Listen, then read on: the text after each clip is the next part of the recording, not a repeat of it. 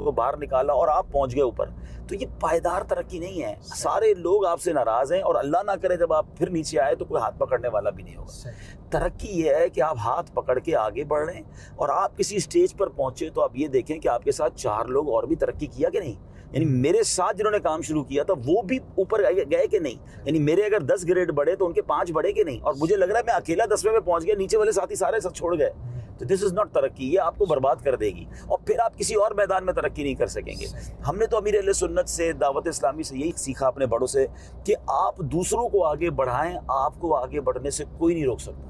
और यही फार्मूला अगर कंपनीज में हो जाए, यही फार्मूला फैमिली में हो जाए, वालिद बाज़ औक़ात बच्चों को इनकरेज नहीं कर रहे होते, भाई भाई को इनकरेज नहीं कर रहा होता, वो चाह रहा होता है मैं ही तरक्की कर जाऊं, वो तरक्की नहीं होती है। जब पूरी फैमिली ग्रो करती है ना तो आप देखिए सब खुशहाल हो जाते हैं और सबको बरकतें मिलती हैं। मैंने तो यहाँ तक देखा असद भाई, और अल्हम्दुलिल्लाह हमारा भी अंदाज़ है बिजनेस में, हमने अपने वालिद साहब से सीखा था कि अपने एम्प्लॉयज़ को भी तरक्की दो। अच्छा, यानी अपने एम्प्लॉयज़ की तरक्की में, उनकी सैलरी में, उनकी कमाई में तकलीफ नहीं होनी चाहिए। अगर वो किसी जगह पर कोई अच्छा कर रहा है, अगर मिसाल के तौर पे कोई हमारे पास जॉब कर रहा है और उसको अच्छी ऑफर आ गई, उसको जाने दें।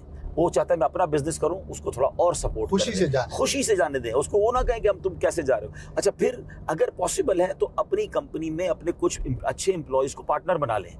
तो अब देखिए मैंने एक चीज़ सीखी है, दिल चाहिए। हाँ, मैं अल्हम्दुलिल्लाह हमारी ट्रैवल में ऐसा हम करते हैं। मैं इसकी वजह बताता हूँ। देखिए 2 चीज़ें होती हैं, एम्प्लॉय होता है, पार्टनर होता है। जब एम्प्लॉय को ये पता चल गया ना कि इस कंपनी की तरक्की में मेरा भी भला है, तो अब आप सोए हुए होंगे, वो काम कर रहा हो, वो आपको जगा के रखेगा, वो जगा के ये हो रहा है और ये करें। अच्छा, उससे फायदा क्या होगा, जैसे हम जैसे लोग हैं, मुझे कई लोग मिलते हैं, चले ये एक फार्मूला काम आएगा कि जो लोग चाहते हैं कि अपने कमाए हुए पैसे से एंजॉय करें, अपने बिजनेस तो है लेकिन वो चाहते हैं ट्रैवल भी करें, लेकिन वो ट्रैवल नहीं कर पाते, वो फैमिली को टाइम नहीं लेगा, तो कहते हैं हमें बैठना पड़ता है बिजनेस पे। तो उसकी वजह ये होती है कि उनको, बाज़ लोगों को अपने एम्प्लॉयज़ पे भरोसा नहीं होता, और जब अपने एम्प्लॉयज़ पे भरोसा नहीं तो उनको हर वक्त खुद प्रेजेंस, वो समझते शटर भी मैं खोलूं और बंद भी मैं करूं। तो मुझे एक बात बताएं, फिर आपने जो पैसे कमाए उसको एंजॉय कब करेंगे? आप ट्रैवल कब करेंगे? मक्के मदीने कब जाएंगे? तो ट्रैवल ही नहीं करते। तो मेरे साथ कई बिजनेसमैन बैठे, मैंने उनको समझाया, मैंने कहा अच्छे एम्प्लॉयज़ रखें, अच्छा इंसेंटिव दें, उन पे भरोसा करें। 100 की जगह हो सकता है आप 70 कमाएंगे, मगर वो 30 आपने नहीं कमाए ना, उस 30 रुपए में आपने अपनी जिंदगी ले ली अपने हाथ में। अब आप एंजॉय करें, अब आप फोन पर हैं, अब आप व्हाट्सएप पर हैं और सारी दुनिया ट्रैवल करें, बिजनेस आपके लोग करेंगे। तो आपने मुझे देखा होगा कि मैं कितने दिन ट्रैवल करता हूँ और मैं जाता भी हूँ ऑफिस पे तो आधा 1 घंटा चाय पीने जाता हूँ, लेकिन सारे काम अल्लाह की रहमत से हो रहे हैं। अच्छे लोग अल्लाह की बड़ी रहमत है। आपके साथ बहुत सारी चीजें देखने का मौका मिलता है और उसमें से एक ये चीज है, और इसी वजह से हजारे बंदा ज्यादा काम भी कर सकता है। वरना किसी ने एक मिसाल दी थी और बड़ी अच्छी थी, जो शख्स किसी पे भरोसा नहीं कर पाता और सारे काम खुद ही करने, तो ऐसा है कि उसने बहुत बड़ा महल बनाया और खुद चौकीदार बन के बैठ। बिल्कुल 100% सही मिसाल दी आपने। अब उसने महल को एंजॉय कब करना भाई, तुम खुद चौकीदार। क्या कमाल की एग्जांपल, बिल्कुल ऐसा हजारों लोगों की जिंदगी में।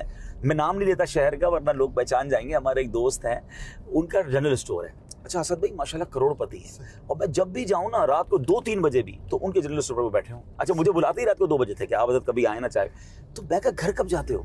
कहते बस 4 बजे घर जाते हैं और सुबह से एक भाई आ जाता है। फिर मैंने एक बार इनको बुला लिया, मैंने कहा मुझे आपसे बात करनी है। बाल भी सफेद होने लग गए थे।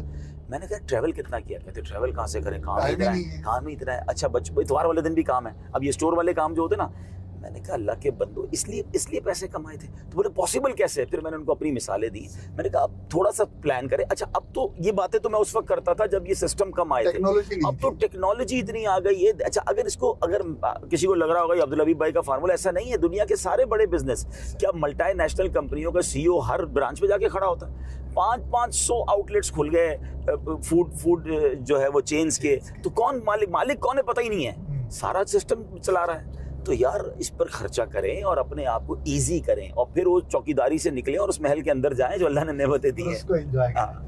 पंजाबी में एक जुमला है, कम करियाना ना किते आना ना किते जाना, यानी किराने की अगर आपने दुकान बना ली है तो ना कहीं आना ना जाना। अब किराने की दुकान भी सिस्टम बेस की जा सकती है, हम उसको डिस्करेज नहीं करते। वो जरूरी है भाई, वो बंद कर देंगे तो हमारे लिए मुश्किल होगा, लेकिन अच्छे अफराद तलाश कर लिए जाए, किसी को उसी का पार्टनर बना दिया जाए।